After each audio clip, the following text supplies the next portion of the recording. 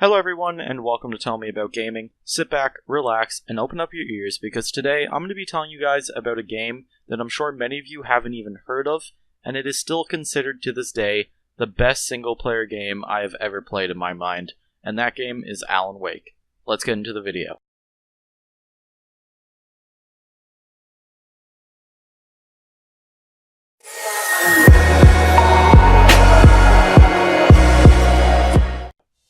So Alan Wake is a psychological horror action adventure game, and it's developed by Remedy Entertainment.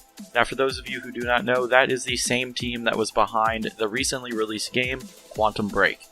It was released for the Xbox 360 and Microsoft Windows, with the 360 version coming first. It was released in North America on the 18th of May 2010 on the Xbox, and then was later released on the 16th of February 2012 on Microsoft Windows.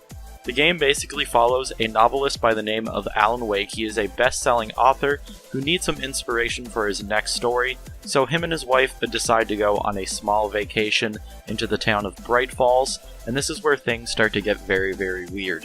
Very strange things begin to take place, and Alan starts to realize that events from a story he has wrote are starting to come true.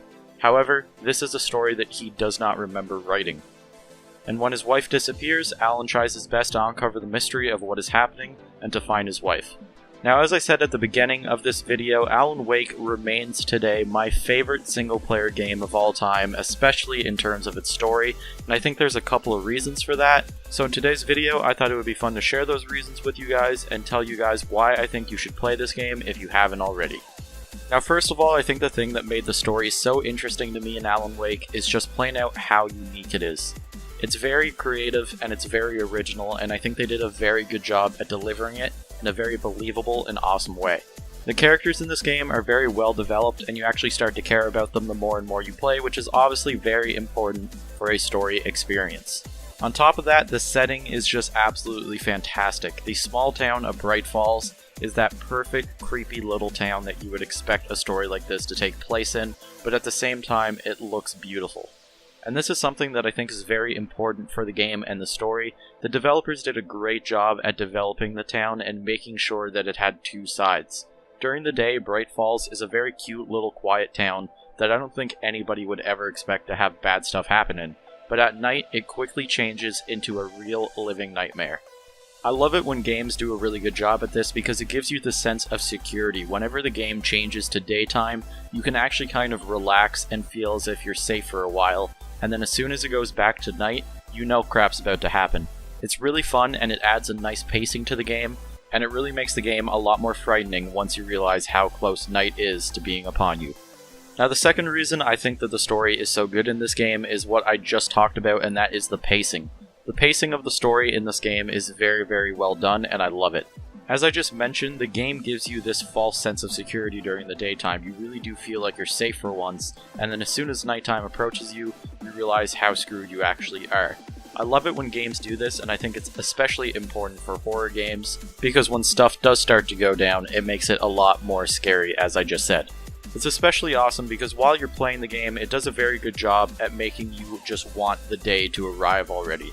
You want nighttime to be over and you want to be back into a safe place, which is very important for a horror game. It adds a lot to the frightening aspect of the game, and it gives you a break from the non-stop action, so you actually get a chance to think about what's going on and to try and figure out the mystery at hand. Now, speaking of mystery, I think that is also something that Alan Wake does very, very well. It does an awesome job at making you wonder what the hell's going on with the story. Every 2 seconds there's a twist and turn happening, you don't know what to believe, what's real and what's not, and it really adds to the psychological thrilling aspect of a game like this. In fact, I don't want to spoil anything, but there's even a point in the game where you start to question whether or not everything so far has been real or if it has been fake. It really adds a cool aspect to the game, and it makes the story that much more interesting. Now, what's the final thing that makes this one of the best single-player games I've ever played? Well, that's just playing out all the different areas of the game working together. The graphics look absolutely great, and even though the game is 6 years old at this point, it still looks absolutely fantastic to play. This is also very important for horror games because if you cannot make the player believe in the setting, he will more than likely not believe in the story itself.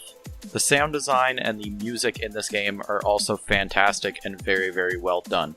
As I'm sure all of you know, sounds and music add quite a lot of frightening moments to horror stories and horror games, so the fact that the team at Remedy did such a good job with it in Alan Wake is just that much more of a plus for the game. Finally, the game is plain out fun to play through. It's not too long, but it's not too short. The mechanics work well, it's a fluid, fun, fast game, and you really have a lot of fun trying to figure out what the hell's happening, and there are some awesome moments in the game that are still very memorable for me from the first day that I played it. In fact, there's even this one mission where you're basically standing on the stage of a concert with a bunch of fireworks going off while these things are hunting you down, and you are just going ham with a shotgun. You're not going to find that in anything else but Alan Wake, and I think that's just another reason this game is so great. So guys, that is going to be it for this video. Hopefully you enjoyed it. I know it was a rather short one, but I just made this video kind of for fun. I don't really usually upload on Tuesdays, but I figured this would be a fun little video to make, and hopefully it would let some of you guys know about a game that maybe you haven't gotten a chance to play, or that you haven't heard of before, that I think you guys really should play, because Alan Wake is absolutely fantastic, and as I said throughout the video, it remains my favorite story-based game of all time. I absolutely love the story, and I still keep going back every year to play it. If you guys enjoyed the video, make sure to drop a thumbs up, it helps me out a lot. Also guys, thank you so much for the support lately on the channel. It has been unbelievable and I really appreciate it. I cannot put into words how much it really means to me. If you like this type of content, make sure to stick around the channel for more. I do these videos every week. As always guys, thank you so much for watching, I really do appreciate it, and I'll see your beautiful minds in the next video.